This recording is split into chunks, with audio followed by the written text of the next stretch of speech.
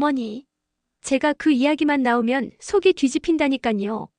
왜 명절 때마다 저희 애들 용돈만 뚝 떼놓고 오빠네 애들만 두둑이 챙겨주세요? 저희가 만만해요? 맞아. 누나 말이 맞아. 우리만 오면 집안 심부름 시킨다며 반발합니다.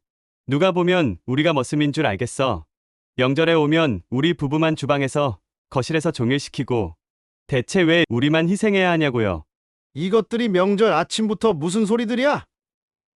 얘가 뭘 차별을 해? 똑같이 나눴다고?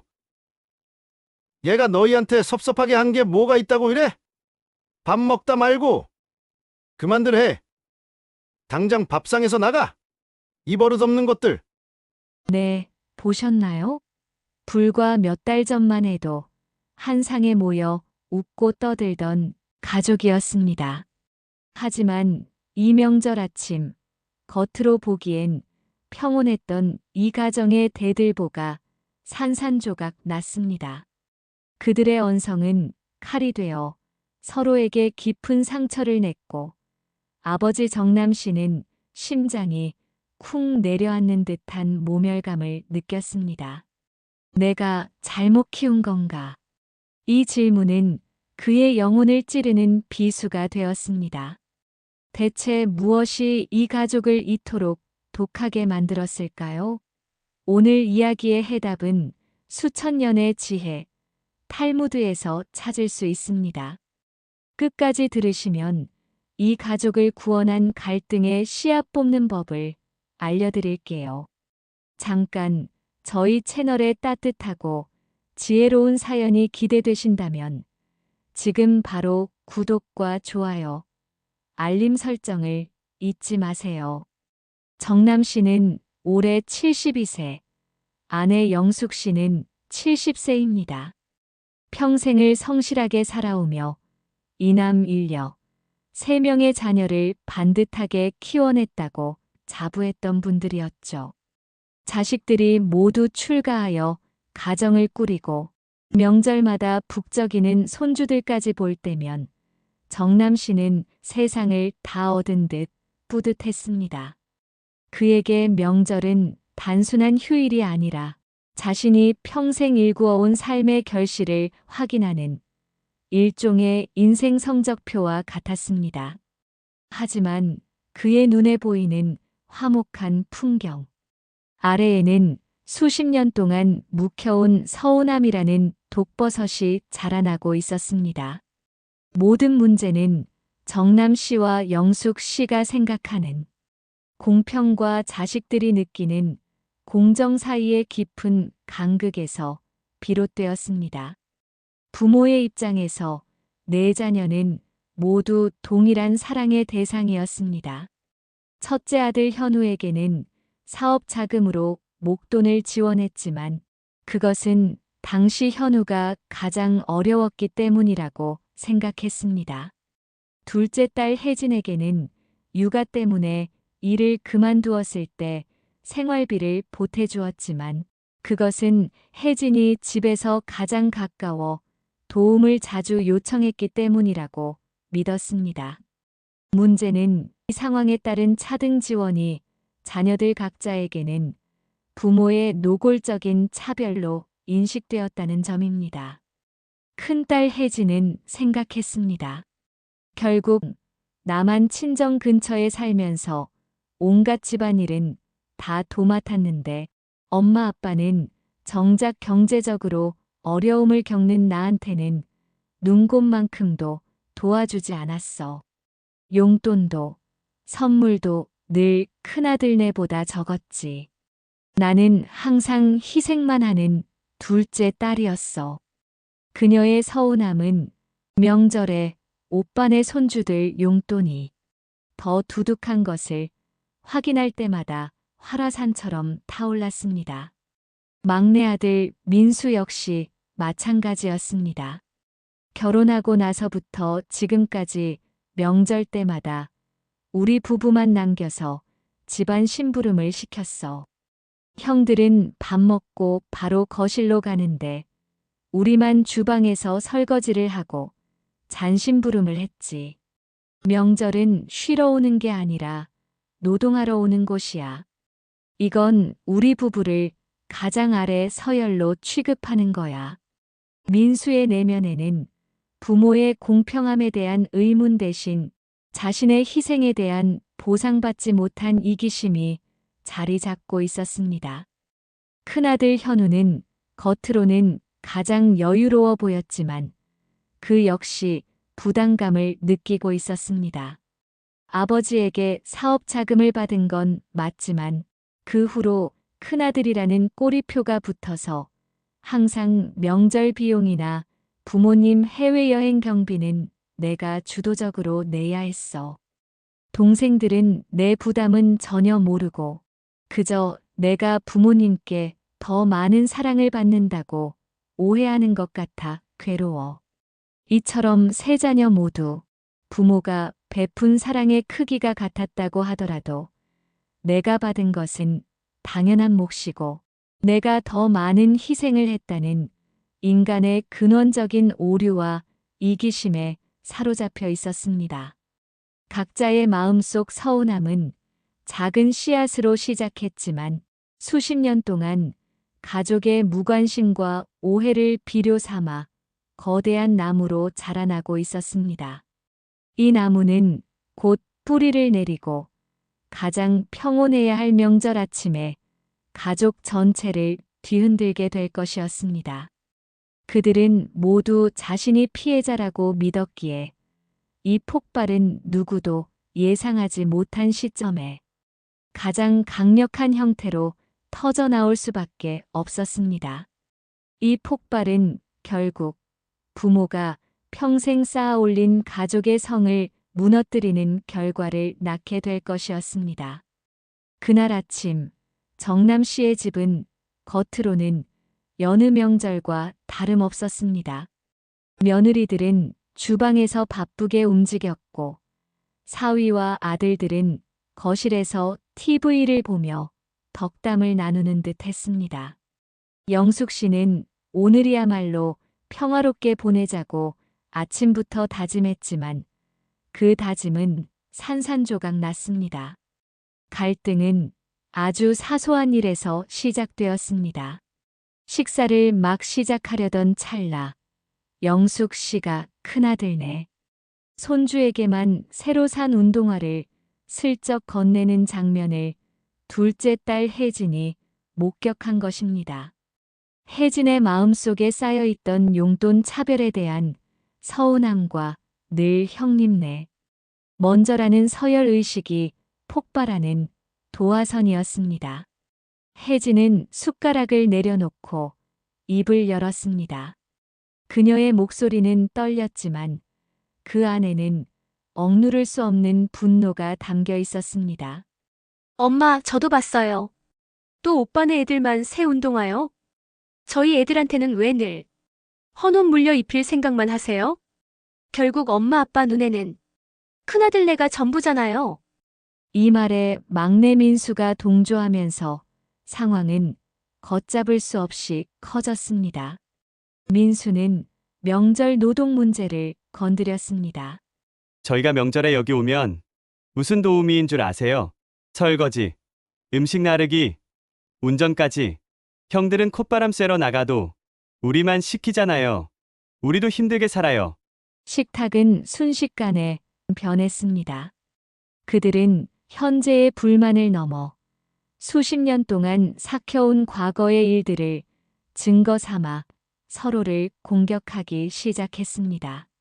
혜진은 결혼 전 정남 씨가 막내 아들 민수의 전세 자금은 도와주면서 자신에게는 여자는 시집 가면 끝이라며 모질게 거절했던 일을 꺼냈습니다. 그때 저 정말 힘들었어요. 아빠는 저한테 한 푼도 안 보태주고 민수만 도와줬잖아요. 그때부터 저는 깨달았어요. 저는 그저 스쳐 지나가는 딸이라는 걸. 이에 큰아들 현우도 방어적으로 나섰습니다. 그 돈은 민수가 급하게 필요했던 거고 나는 아버지 사업 도와드리면서 이미 빚을 다 갚았잖아. 그 얘긴 왜 해? 나는 아버지 사업 초기에 내 청춘을 다 바쳤어. 너희들은 편하게 살았지. 민수는 이 모든 갈등이 결국 부모의 차별에서 시작되었다고 결론지었습니다. 형도 누나도 다 부모님한테 도움받은 이야기만 하네. 그럼 우리는요? 저는 결혼할 때도 집 구할 때도 아무것도 받지 않았어요. 저만 공평하지 못한 대우를 받았다고요. 정남 씨는 식탁에 앉아 온몸이 굳어버리는 듯한 충격을 받았습니다. 자식들의 입에서 나오는 과거사들은 정남 씨가 기억하고 싶지 않았던 혹은 이미 해결되었다고 착각했던 상처들이었습니다. 그가 모든 자식에게 똑같은 사랑을 주었다는 확신이 산산이 부서지는 순간이었습니다. 그의 머릿속에는 단 하나의 문장만이 맴돌았습니다. 내가 정말 아이들을 차별했나? 내가 평생을 걸고 쌓아 올린 이 가정이 고작 몇 푼의 돈과 집안일 때문에 무너진단 말인가? 영숙 씨는 주방으로 피신했습니다. 그녀의 등은 숨막히는 침묵과 자식들의 날카로운 목소리에 완전히 젖어버렸습니다. 싱크대 앞에서 그녀는 조용히 눈물을 훔쳤습니다. 설거지를 하러 온 며느리들은 그녀의 등 뒤에서 속삭였습니다. 어머니, 저희도 명절이 힘들어요. 영숙 씨는 그 말조차도 비난처럼 들렸습니다. 이 깊어지는 상처의 충돌은 단순한 감정 싸움이 아니었습니다. 그것은 각자가 자신만의 이기적인 프레임 안에서 구축한 억울함의 탑이 한꺼번에 무너져 내리는 재앙과 같았습니다. 그들은 서로의 상처를 들추는 악역이 되어버렸고 부모는 그 무대 위에서 가장 큰 고통을 받는 관객이자 가해자로 몰리는 피고인이었습니다. 명절의 의미는 이미 사라지고 식탁은 서로에게 치명적인 상처만을 남기는 전쟁터가 되어버린 것입니다. 정남 씨의 심장이 쿵쿵 뛰며 그는 이 절망적인 상황을 어떻게든 끝내야만 한다고 생각했습니다. 충돌은 파국으로 끝났습니다. 세 자녀는 각자 분노와 서운함을 등에 업고 집을 나섰습니다.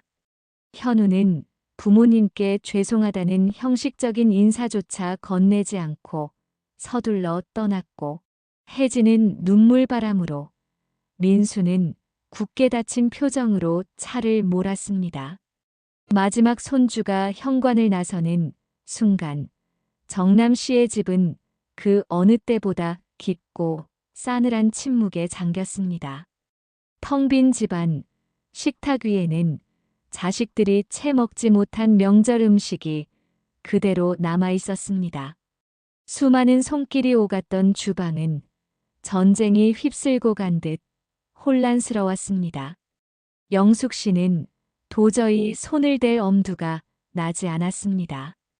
그녀는 주방 의자에 주저앉아 눈물이 마를 때까지 울었습니다. 명절 음식을 준비하는 동안 설렘과 기대로 가득했던 그 모든 시간들이 한순간에 허무하게 느껴졌습니다. 정남 씨는 거실 소파에 앉아 벽에 걸린 가족 사진을 응시했습니다. 사진 속 아이들은 해맑게 웃고 있었지만 현실의 아이들은 서로를 증오에 찬 눈빛으로 바라보고 집을 나섰습니다. 그는 자신이 평생을 바쳐 지켜온 화목한 가정이라는 신념이 껍데기에 불과했음을 깨달았습니다. 밤이 깊어지고 정남 씨와 영숙 씨는 차마 밥 한 숟가락 넘기지 못한 채 식탁에 마주 앉았습니다. 마주 보는 것조차 고통스러운 시간이었습니다. 영숙 씨가 먼저 어렵게 입을 열었습니다. 그녀의 목소리는 완전히 힘을 잃은 상태였습니다. 여보, 내가 정말 현우한테만 잘해준 걸까? 혜진이가 그렇게 서운해할 줄은 몰랐어요. 민수는 명절에 오는 게 그렇게 싫었나 봐요. 내가 뭘 잘못했을까요? 정남 씨는 아내의 자책을 들으며 가슴이 찢어졌습니다. 그는 영숙 씨가 얼마나 자식들을 위해 헌신했는지 알기에 그 모든 비난을 대신 막고 싶었습니다. 아니, 당신 잘못이 아니야. 내 잘못이지. 내가 가장이라는 이름으로 가족을 경제적으로만 지키려고 했지. 그들의 마음을 들여다보지 못했어. 결국 내가 이기적이었던 거야. 두 사람은 자책과 절망 속에서 가장 고통스러운 결론에 도달했습니다. 여보, 나 이제 명절이고 뭐고 다 싫어요. 그냥 우리 둘이 조용히 살아요. 영숙 씨가 흐느끼며 말했습니다. 정남 씨는 고개를 끄덕였습니다.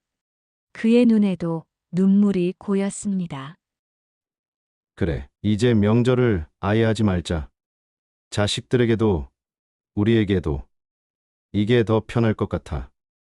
이 지옥 같은 시간을 다시 겪느니 그냥 끊어내는 게 맞아. 이것은 단순히 명절 행사를 멈추는 선언이 아니었습니다. 그것은 정남 씨와 영숙 씨가 평생의 노력을 부정하고 가족과의 연결 자체를 포기하는 절망적인 단절의 맹세였습니다. 그들 마음 속에는 깊은 후회와 함께 이 가족은 이미 망가졌다는 절망감이 뿌리내렸습니다. 집안을 휘감는 스산한 공기는 그들의 심장 속 슬픔의 무게를 고스란히 반영하고 있었습니다. 그들은 그 밤을 자신들이 평생 가장 사랑했던 존재들로부터 받은 상처를 되새기며 깊은 어둠 속에서 보냈습니다. 그들에게 남은 것은 그 어떤 위로로도 채워지지 않는 공허함과 패배감뿐이었습니다. 자책과 절망 속의 밤을 보낸 다음 날 아침, 집안의 공기는 여전히 무거웠습니다. 영숙 씨는 밥 대신 보리차만 끓여 마셨고, 정남 씨는 멍하니 창밖만 바라보았습니다. 그는 이 절망적인 침묵 속에서 자신이 무엇을 해야 할지, 아니, 무엇을 할 수 있을지조차 알 수 없었습니다. 가족을 잃을지도 모른다는 두려움이 그의 영혼을 짓눌렀습니다. 그때 정남 씨는 왠지 모를 이끌림에 서재로 향했습니다. 먼지가 쌓인 책장 앞에서 그는 손때 묻은 작은 노트를 하나를 발견했습니다. 수십 년 전 그가 사업을 시작하며 인생의 지침을 얻기 위해 읽었던 탈무드의 구절들을 필사해 놓은 노트였습니다. 정남 씨는 떨리는 손으로 노트를 펼쳤습니다. 오래된 종이 냄새와 함께 그의 눈에 들어온 구절은 마치 이 상황을 예언이라도 한 듯 정확하게 그의 마음을 울렸습니다. 분쟁은 작은 씨앗에서 자라는 나무와 같다. 씨앗을 방치하면 그 뿌리는 집의 기초를 뒤흔들 것이다. 이 구절을 읽는 순간 정남 씨의 머릿속에 성광이 스쳐 지나갔습니다. 분쟁은 나무와 같다. 어제 자식들의 입에서 쏟아져 나온 분노는 이미 거목이 되어버린 상태였던 것입니다. 그는 그동안 나무의 열매만 보고 싸웠지. 그 뿌리가 되는 작은 씨앗 오해와 이기심이 무엇인지조차 몰랐다는 것을 깨달았습니다. 정남 씨는 자신이 가장 크게 오류를 범했던 순간들을 되돌아봤습니다. 첫째, 그는 자녀들의 감정을 대화로 다루는 대신 돈이나 물질적인 지원이라는 임시 방편으로 봉합하려 했습니다. 자녀들의 서운함은 감정의 문제였는데 그는 경제적인 문제로 착각하고 접근했던 것입니다. 둘째, 그는 부모의 노력을 자녀들이 당연히 이해해 줄 것이라고 믿었습니다. 각자의 상황에 맞게 최선을 다했다고 생각했지만 그 상황 설명을 단 한 번도 공식적으로 차분하게 해준 적이 없었습니다. 노트를 꽉 쥔 채 정남 씨는 결심했습니다. 이 씨앗을 뽑지 않으면 이 나무가 우리 가정을 무너뜨린다. 이 결심은 단순한 화해가 아니었습니다. 그것은 수십 년간 자신이 외면해왔던 가족이 진짜 뿌리를 찾아 나서는 고통스럽고 용감한 여정의 시작이었습니다. 그는 더 이상 이 모든 상황을 아내나 자식들의 탓으로 돌리지 않기로 했습니다. 정남 씨는 이 문제를 해결하기 위해 3가지 단계를 설정했습니다. 첫째, 각자의 씨앗 파악. 자식들이 느끼는 진짜 서운함과 오해가 무엇인지 각자의 입장에서 들어본다. 둘째, 진실 규명. 자신이 했던 모든 지원과 도움, 그리고 그 당시의 상황을 객관적으로 기록한다. 셋째, 탈무드 지혜 활용. 분쟁의 씨앗을 뽑는 도구로 감정이 아닌 이성과 지혜를 통해 문제를 해결한다. 그는 조용히 자리에서 일어나 주방으로 향했습니다. 아침부터 짓눌려 있던 어깨를 펴고 명절 음식 잔해들을 정리하기 시작했습니다. 영숙 씨는 놀란 눈으로 그를 바라보았습니다. 정남 씨는 아내에게 말했습니다. 여보, 이제 끝이 아니야. 다시 시작해야지. 우리가 잘못 심은 씨앗. 이제부터 같이 뽑아냅시다. 그날 오후 정남 씨는 명절에 남아있는 음식을 정성껏 도시락 통에 담기 시작했습니다. 그의 결심은 침묵하는 행동 속에서 이미 단단하게 뿌리내리고 있었습니다. 정남 씨의 반격은 주먹을 쥐거나 언성을 높이는 방식이 아니었습니다. 그것은 대화라는 가장 강력하고도 고통스러운 무기를 사용하는 것이었습니다. 그는 영숙 씨가 정성껏 싸준 명절 음식 도시락을 들고 가장 불만이 많았던 자식들의 집을 찾아 나섰습니다. 그의 목표는 단 하나, 자식들의 입에서 나오는 진짜 서운함의 씨앗이 무엇인지 파악하는 것이었습니다. 가장 먼저 찾아간 곳은 둘째 딸 혜진의 집이었습니다. 혜진은 아버지를 보자마자 눈물을 글썽였습니다.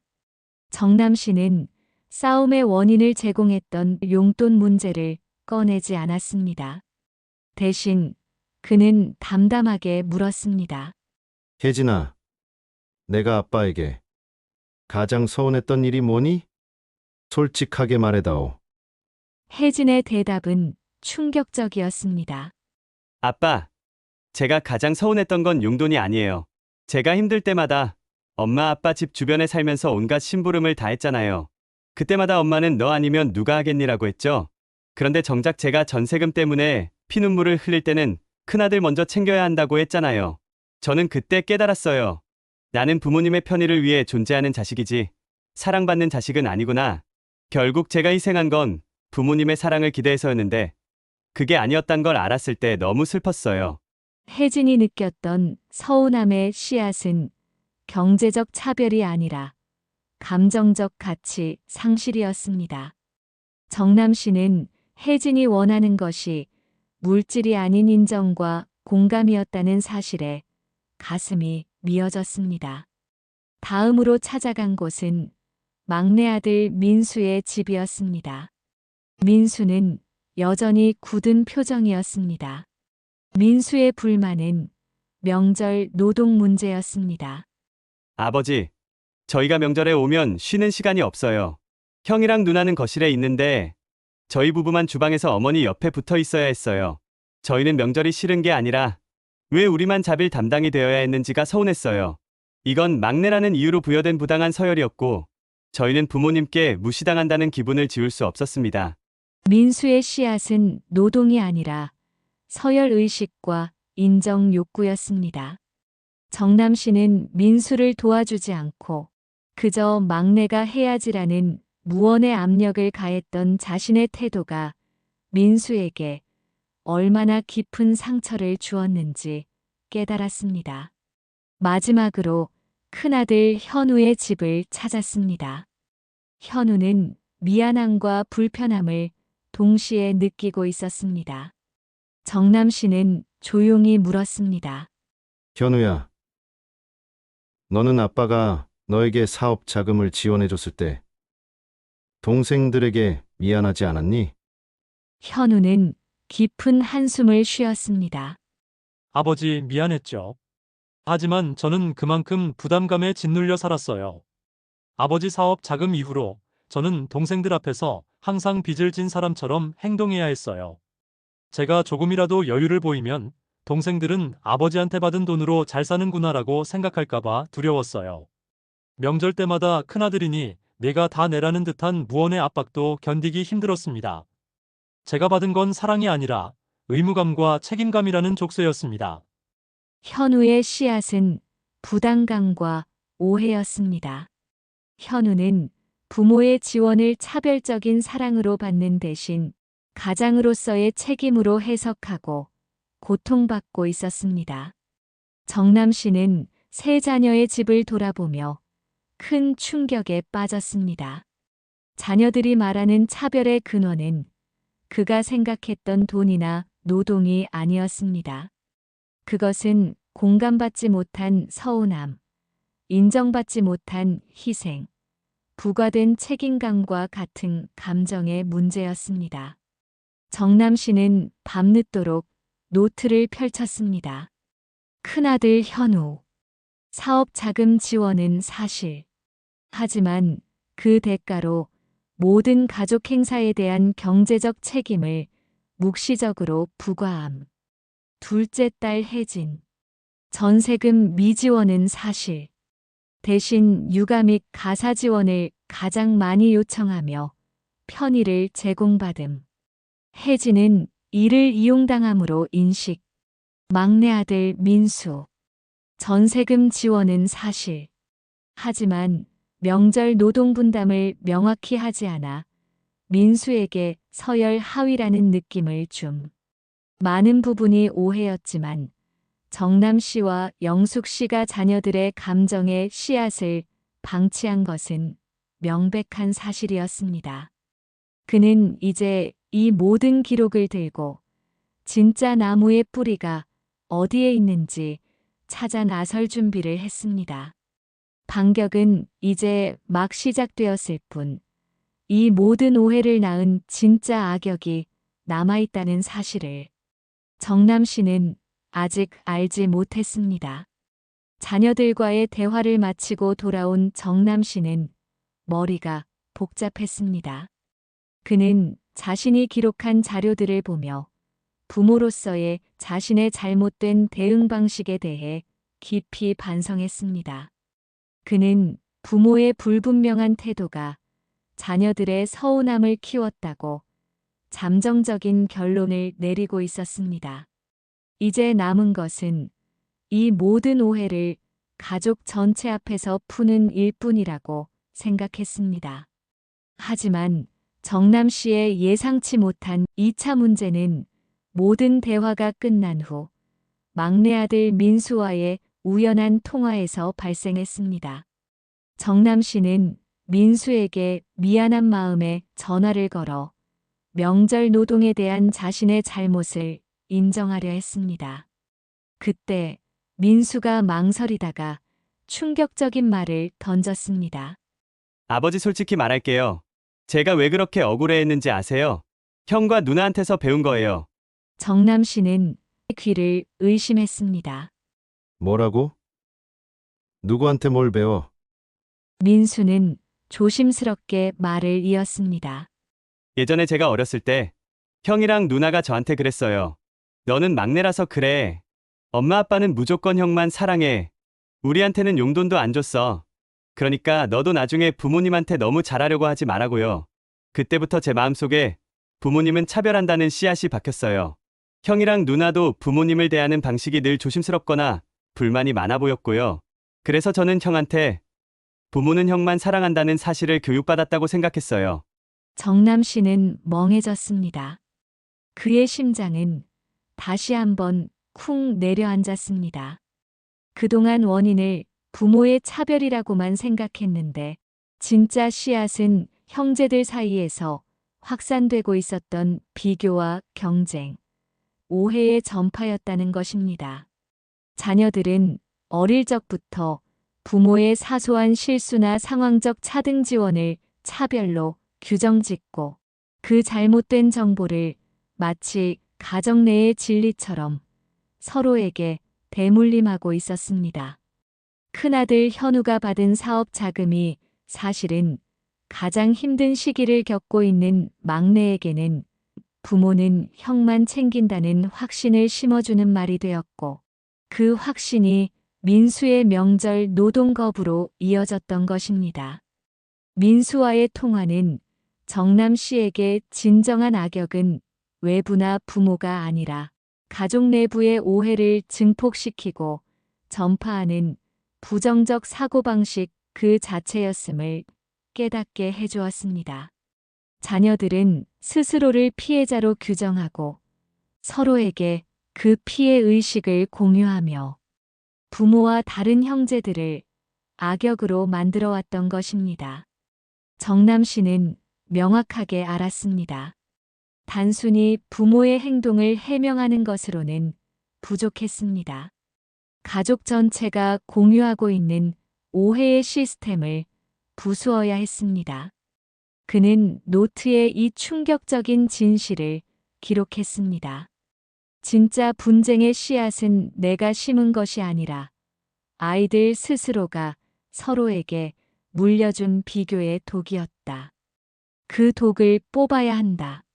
정남 씨는 아내 영숙 씨에게 이 모든 사실을 이야기했습니다. 영숙 씨는 충격과 함께 안도의 한숨을 쉬었습니다.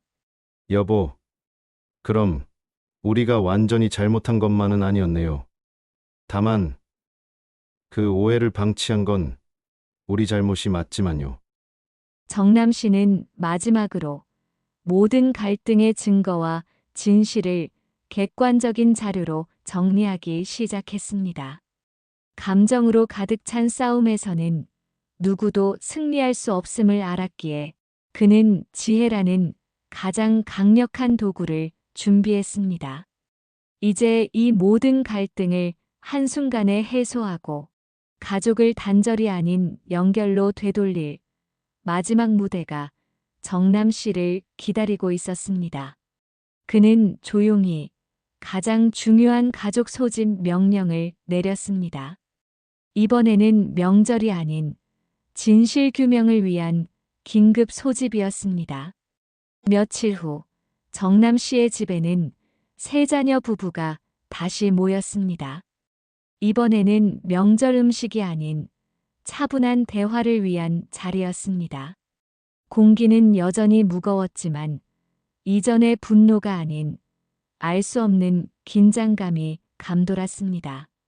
정남 씨는 거실 한가운데에 작은 칠판을 세워놓았습니다. 정남 씨는 자리에서 일어나 온화하지만 단호한 목소리로 입을 열었습니다. 그는 긴 설명 대신 탈무드의 한 구절을 먼저 읊었습니다. 두 사람이 다투는 것은 누가 더 큰 소리를 내느냐의 문제가 아니다. 그들의 마음속에 뿌리내린 씨앗의 문제이다. 그는 이어서 말했습니다. 나는 지난 명절 너희들이 쏟아낸 분노가 이 가족을 무너뜨릴 큰 나무가 될까봐 두려웠다. 그래서 한 명 한 명을 찾아다녀 그 나무를 키운 작은 씨앗이 무엇인지 물었다. 정남 씨는 칠판을 가리키며 자신이 정리한 오해의 목록을 차례로 설명하기 시작했습니다. 정남 씨는 먼저 큰아들 현우를 바라보았습니다. 현우야, 내가 가장 서운했던 것은 동생들보다 더 많은 경제적 부담을 짊어졌다는 것이었지. 아빠가 너에게 사업 자금을 지원한 것은 사실이다. 하지만 아빠는 그 지원에 큰아들이니 당연히 가족을 챙겨야 한다는 무언의 책임감을 덧붙였다. 너는 사랑을 받은 것이 아니라 책임감이라는 족쇄를 받았다고 느꼈다. 그 오해는 내가 동생들 앞에서 항상 빚진 사람처럼 행동하게 만들었더구나. 이어서 둘째 딸 혜진에게 시선을 돌렸습니다. 혜진아, 너는 아빠가 전세금을 안 도와주고 큰아들만 챙겼다고 서운해했지. 전세금 미지원은 사실이다. 하지만 너는 친정집 가까이에 살면서 아픈 엄마의 병원 진료부터 손주 돌봄까지 우리 부부의 편애를 가장 많이 제공해 주었다. 내가 원하는 건 돈이 아니라 내가 베푼 희생에 대한 진심 어린 인정이었다. 아빠는 그것을 물질이 아닌 너의 감정적 가치 상실로 갚아주었던 것이다. 마지막으로 막내 아들 민수를 향해 말했습니다. 민수야, 너는 명절마다 너희 부부만 자비를 도맡아 하는 서열 차별에 분노했다. 이건 부모의 불분명한 노동 분담 태도도 문제였지만 그보다 더 큰 문제는 내가 어렸을 때부터 형들한테 부모는 형만 사랑한다는 잘못된 정보를 받아들여 왔다는 것이다. 너는 부모가 아닌 형제들에게 비교의 독을 교육받았고 그 독이 명절 노동 거부라는 씨앗이 되어 싹을 틔운 것이다. 정남 씨는 차분히 설명했습니다. 나는 너희 모두에게 똑같이 했다고 믿었지만 그것은 내 착각이었다. 너희 각자의 상황은 달랐고 그래서 내가 베푼 사랑과 지원의 형태도 달랐을 뿐이다. 나는 사랑의 총량이 같으면 오해도 없을 거라 생각했지만 나는 너희의 마음의 온도를 확인하지 못했다. 미안하다. 이어 정남 씨는 가장 중요한 핵심을 짚었습니다. 하지만 너희들 스스로도 이 갈등의 씨앗을 키웠다. 현우는 동생들의 오해를 풀 노력 대신 침묵으로 일관했고 혜진과 민수는 부모의 행동을 차별이라는 극단적인 단어로 단정하고 서로에게 그 불만을 퍼뜨렸다. 너희는 스스로를 피해자로 만들었고 그 피해자 의식이 부모는 형만 사랑한다는 오해의 시스템을 만들었다. 이것이 너희들 마음속 분쟁의 씨앗이었다. 그는 다시 탈무드의 비유를 나눴습니다. 씨앗은 작지만 큰 나무가 된다. 갈등의 씨앗을 뽑지 않으면 언젠가 우리 가족을 무너뜨릴 것이다. 나는 오늘 이 씨앗을 너희 눈앞에서 뽑아낼 것이다. 나는 너희를 차별하지 않았지만 너희의 고통을 외면한 죄는 달게 받겠다. 하지만 너희 역시 이 순간부터 서로를 향한 비교와 오해의 씨앗을 뽑아내야 한다. 정남 씨의 진솔하고 객관적인 고백과 분석 앞에서 자녀들은 더 이상 분노할 수 없었습니다. 그들은 부모의 입장이 아닌 서로의 입장에서 자신들이 얼마나 이기적으로 행동했는지 깨닫고 울먹이기 시작했습니다. 혜진이 먼저 자리에서 일어나 현우에게 사과했습니다. 오빠 미안해요. 오빠의 부담을 헤아리지 못하고 저만 억울하다고 생각했어요. 민수도 눈물을 닦으며 말했습니다. 아버지, 저희가 너무 서열에 집착했어요. 오랜 오해가 풀리고 모든 가족은 울음을 터뜨렸습니다. 그날 저녁 영숙 씨가 다시 정성껏 끓인 찌개와 함께 가족들은 비로소 진정한 평화의 식사를 함께 했습니다. 식탁은 더 이상 냉전의 전장이 아니었습니다. 명절의 의미가 부담이 아니라 오해를 풀고 다시 연결되는 시간으로 돌아온 순간이었습니다. 모두 돌아간 후 정남 씨는 식탁을 정리했습니다. 그는 깨끗하게 비워진 통들을 보며 잔잔한 미소를 지었습니다. 이제 명절을 아예 하지 말자는 절망의 결심은 온데간데 없었습니다. 그는 자신의 눈가에 맺힌 따뜻한 눈물을 조용히 훔쳤습니다. 그는 자녀들에게 직접적으로 이렇게 살아야 한다는 교훈을 말하지 않았습니다. 그저 탈무드의 지혜를 빌려 행동으로, 진실된 기록으로, 그리고 용기 있는 고백으로 모든 것을 바꾸어 놓았습니다. 작은 씨앗을 뽑아낸 그의 행동이 무너질 뻔했던 가정을 구원한 것입니다. 오늘 이야기 어떠셨나요? 지금까지 들어주셔서 감사합니다.